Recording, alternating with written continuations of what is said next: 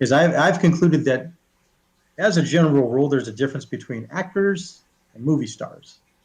A movie star would be like Arnold or Stallone or Tom Cruise. They're kind of the same person in every movie. Yeah. An actor would be Hmm. somebody like Kevin Spacey or Gary Oldman, who they're a completely different person in every movie, especially Gary Yeah. Oldman. That's an actor to me. And generally, who you see on screen is, I find, generally who they are. Without going into, I don't want to bash anybody. There's some people that are Yeah. come off as jerks on screen. That's kind of who they are. But I've only ever really had maybe 2 or 3 bad experiences on set. One with an actress I don't want to name, 2 Mhm. with actors, but I kind of knew what to expect, and I just said I'm just going to be friendly, shake their hand, and do what I got to do, but I'm not going to get too chummy. And Mhm. then my only really bad experiences were with like a props department guy, a PA once, really just kind of being disrespectful, which I don't like. But Mhm. again, I handled it Mhm. respectfully, and I don't like being talked to a certain way when I'm not doing that to other people. So Yeah, I that, just Yeah. kind of down and that's So completely so understandable. basically, like, yeah, the golden rule when you're on set, right? Treat others as you like to be treated, right?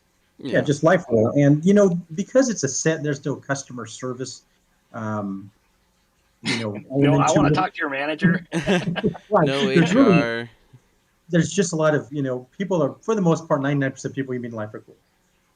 But there's that asshole every now and then, and because there's nobody to really check your behavior, they can get away with it. In one particular instance with a PA, I mean, he was just being a dick from the moment I got there, and I just said, "Listen, dude, I'll leave. You guys asked me to be here. I didn't ask to be here. If you don't want me, I'll walk out the door."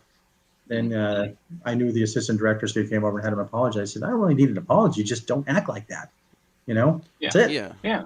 And it's a simple thing that I guess Mm-hmm. some people have bad days on sets, and sets are like Yeah.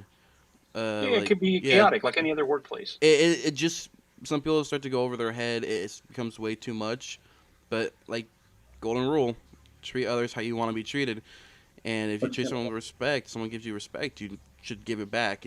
Shake their hand, Correct. whatever. Even if you are upset, try to make that effort. And that goes to, I mean, every big name I've ever worked with.